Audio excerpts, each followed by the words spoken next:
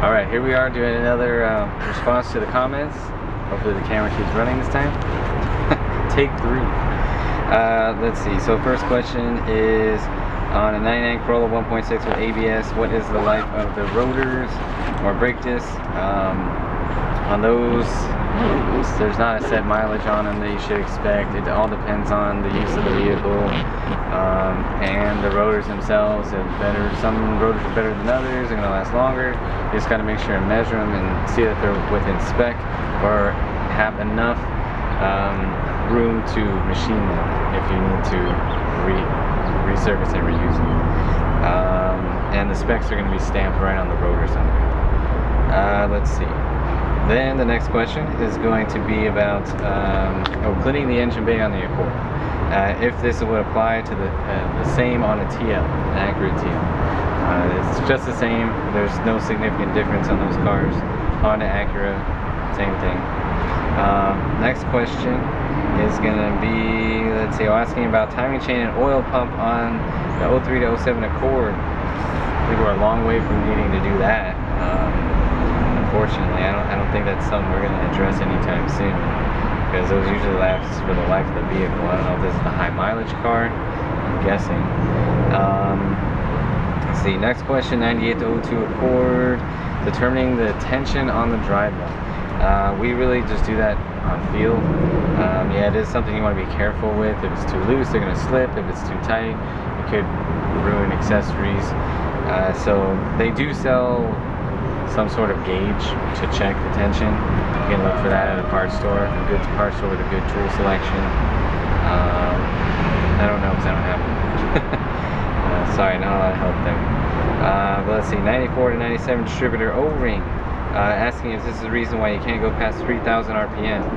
On Hondas, they'll cut the engine off at 3,000 RPM if there's a significant problem somewhere, either mechanical or emissions related. So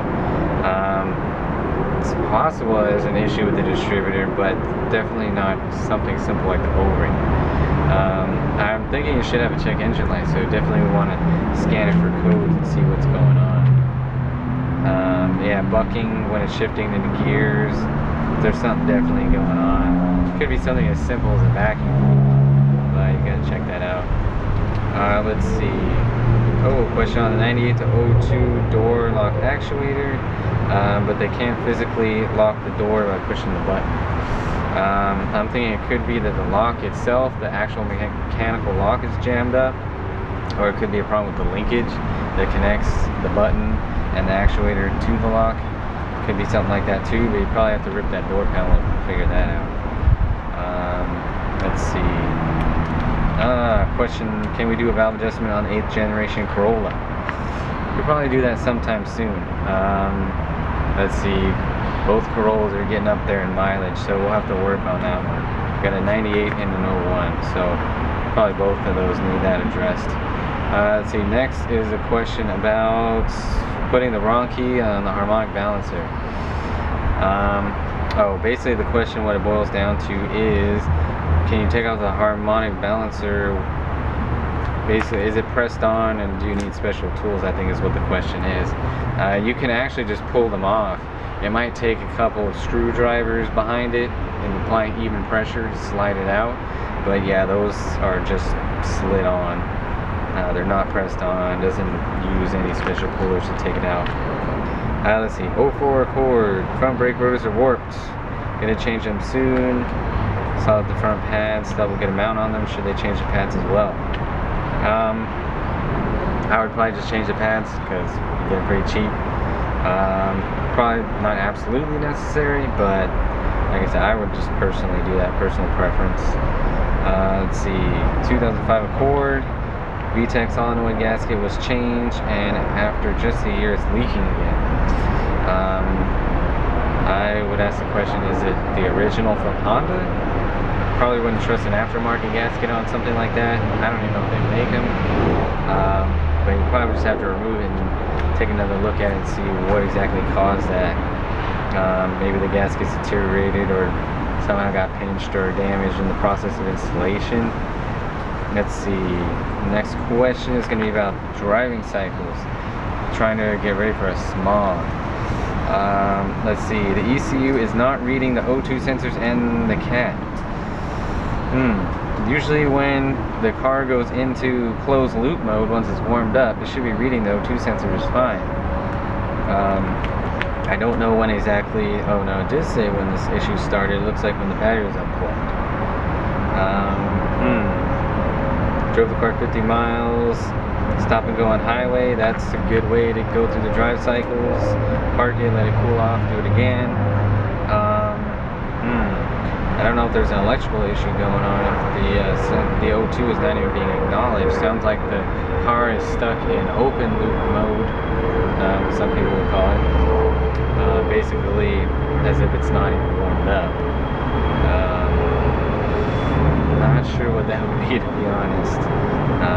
I don't know if something there's an issue, something, maybe a fuse or something got messed up when the battery got unplugged. Definitely gonna have to do some electrical diagnostic on that. Next question is, can we put a skunk tube manifold on a GSR? That probably will happen in the near future. Well, maybe near. GSR needs an upgraded manifold, so once we get it into a car, we'll probably make a video of that after. So we still gotta find the shell to put it in and then do the manifold video. So sorry if that's too long. This little while. So wait a minute. What is this? Oh, this is a question on 2010 Accord, shaking at 50 to 60 miles an hour. The brake rotors sounds like they're warped. Balance of tires still getting a shaking. Well, I had warped rotors on my vehicle, and I did notice a shake in the steering wheel going on the freeway, even though the tires were fine, they were brand new. So that might still just be the rotors. So I would definitely go ahead and take care of that. Machiner replace the rotors and then see if the problem's still there. Let's see. Ball joint replacement on the Corolla. Sounds like the question is, does it need an alignment? I think anytime you mess with the front end, it would be recommended to check the alignment on the ball joints. Those are simple bolt-ons, so likely your alignment's still pretty decent, but definitely would recommend checking it. Next is 2010 to 15 Prius. Doing a coolant replacement flush drain. Yeah, basically on that one, we're gonna do that pretty soon. We're going to do a drain and refill on the inverter coolant. It uses the same type of coolant as the engine coolant, and so we're going to do a drain and refill on both of those systems at the same time. So that video will be coming up soon because we have like, it is about 90K on the Prius, so it's about time. And let's see, next is 2012 to 14 Camry oil change. Do you need an oil filter wrench? Yes.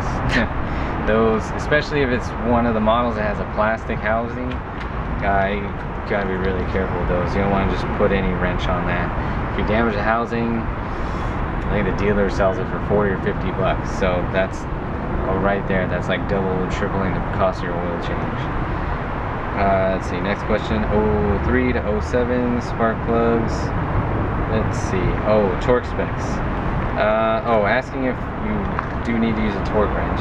Well, to be on the safe side, yes, we would recommend using a torque wrench. I just do it by feel because probably changed about 1 million spark plugs. So it looks like that's about it for this 3 weeks. So continue leaving those comments for us, and we'll do the best we can to address the issues in a timely manner. Sometimes, if it's a brand new video, we'll make it as quickly as we can. GSR videos, those might be a while, but sorry to anybody who needs those. We'll work on it.